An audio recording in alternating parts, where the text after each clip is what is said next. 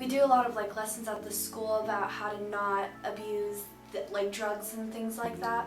And also my parents, I kind of grow up in an environment where they don't want me to do that kind of things, and they strictly talk about that. I think it's wrong, and I definitely don't support it. Just seeing the things that it can do to you, it's just kind of like heartbreaking and depressing. And like a lot of pop songs these days are just really inappropriate, talking about, drugs and how kids, like my age and older, a little older, should use them. And I don't think that's really appropriate, and it definitely could motivate kids in the future. So that's why teachers a lot now are like just kind of telling children and teenagers to not do it, and I think they're doing a good job of that. So, well, they just kind of talk about the consequences of what drugs could do to you, and so if if you notice somebody doing that, go to the counselor or whatever, and they can fix that. But I think the main point of whenever they do teach the lessons at school is to make sure that you're aware of it and you know more about it, so you know the consequences that could come after that. So. And that's a lot of the things that I try to explain to my kids when they start to say, well, marijuana is not bad, well, marijuana is legal here, marijuana is legal there, and marijuana can't kill you. I'm like, how do you know what you have? How do you know what's in that bag is what they say it is? This is not regulated. The drug dealers take a pound of marijuana, they cut it in half, they mix it with something else. Could be rat poison, could be grass clippings, because their purpose is to make money, and they need to make 1 pound, 2 pounds. So they mix the 1 pound with another pound so that they can double their money, and you're putting something into your lungs that you have no idea what it is.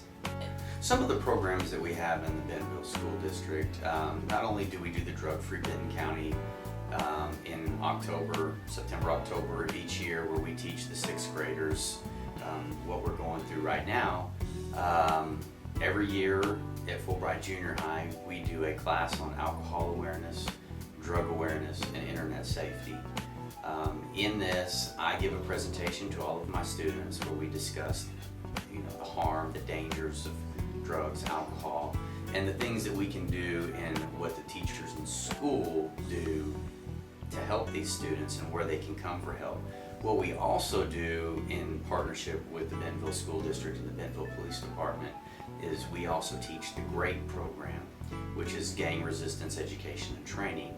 It's a national program funded by the Department of Justice where we teach the 4th graders, each 4th grade class, the GREAT program.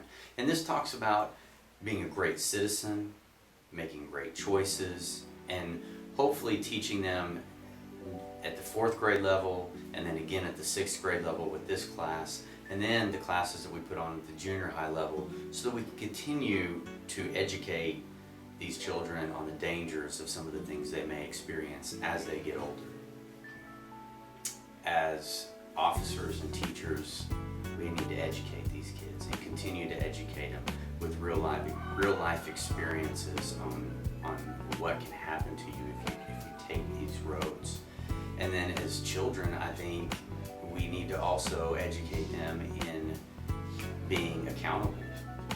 That if they do see this, if they do hear this, if come to somebody, come to a trusted adult. The most important thing I tell all of my children at my school is anything you tell me stays in this room.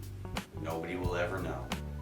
And that goes for teachers, counselors. If you know somebody's doing something, go tell. Because we need to know. Children are our eyes and ears out here. I can't see and hear everything, but my students, they do. And I need their help to help me so that we can turn and help the people who have a problem.